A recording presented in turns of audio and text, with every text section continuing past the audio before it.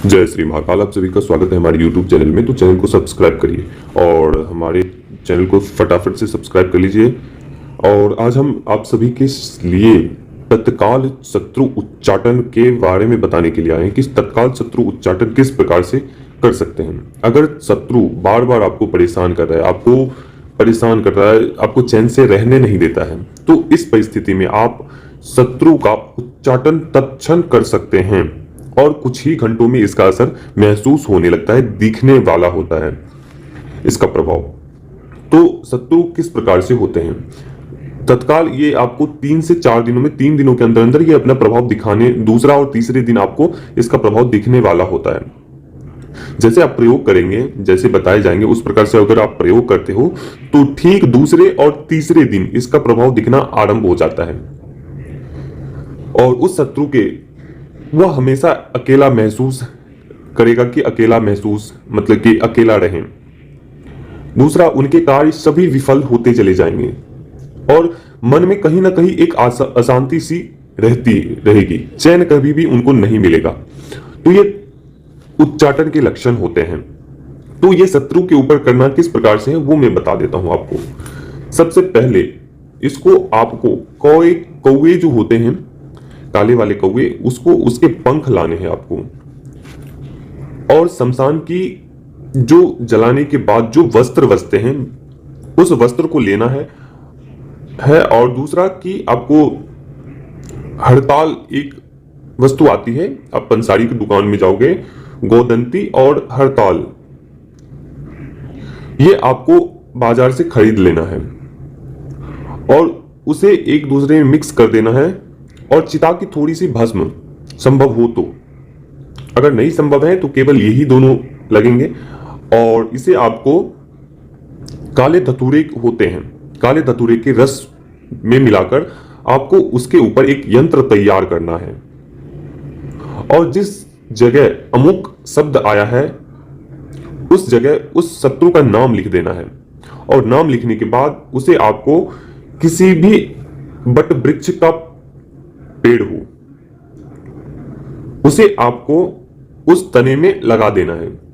तो सबसे पहले करना क्या है, तो ये सभी सामग्री आपको इकट्ठा कर लेनी है और कोई रविवार, किसी भी रविवार के दिन आपको यह प्रयोग कर सकते हैं, रविवार या बुधवार के दिन।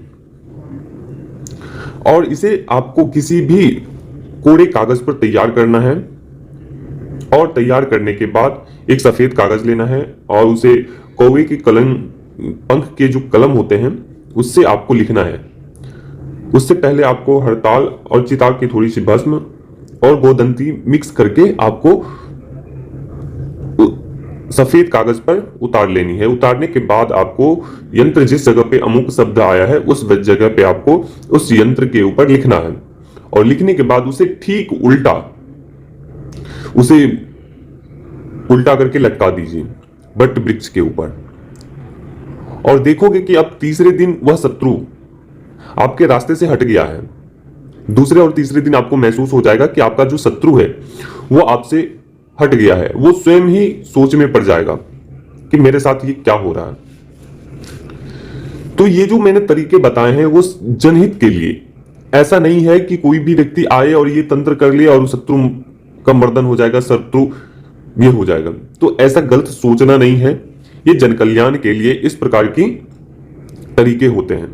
तो ये केवल तत्काल शत्रु उच्चाटन के प्रयोग हैं।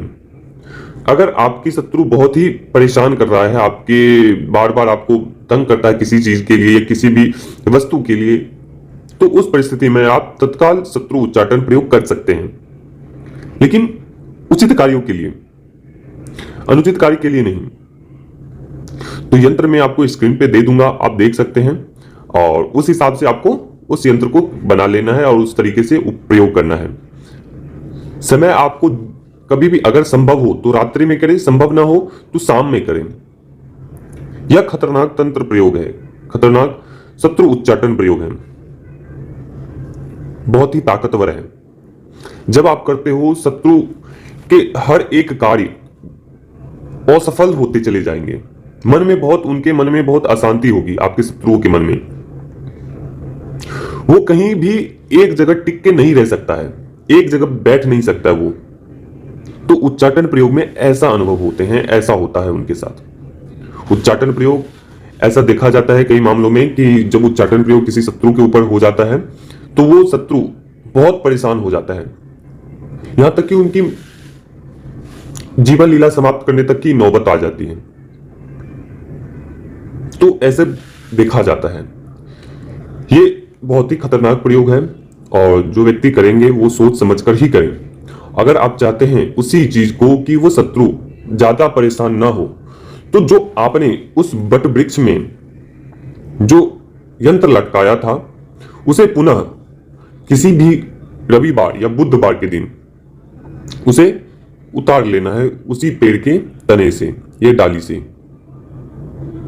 तो आप देखोगे कि वो नॉर्मल हो जाएंगे। और उसे जब आप उसे निकालोगे तो निकालने से पहले आपको उस यंत्र को लेना है और किसी भी तालाब हो तो तालाब में या बहते हुए जल में उसे प्रवाहित कर देना है।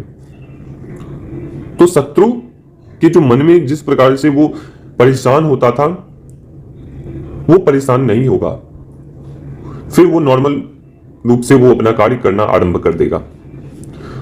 तो ये जन कल्याण के लिए है, ऐसा नहीं है कि आप किसी के ऊपर करें। जो लोग करना चाहते हैं वो हमसे अब जुड़ सकते हैं, उनकी परिस्थिति देखकर उनको ये तंत्र बताए जाएंगे कि किस प्रकार से करने होंगे। तो अभी तक के लिए अनुमति दीजिए, नेक्स्ट वीडियो में मिलते हैं आप सभी को। तो जय श्री महाकाल, जय महाकाली।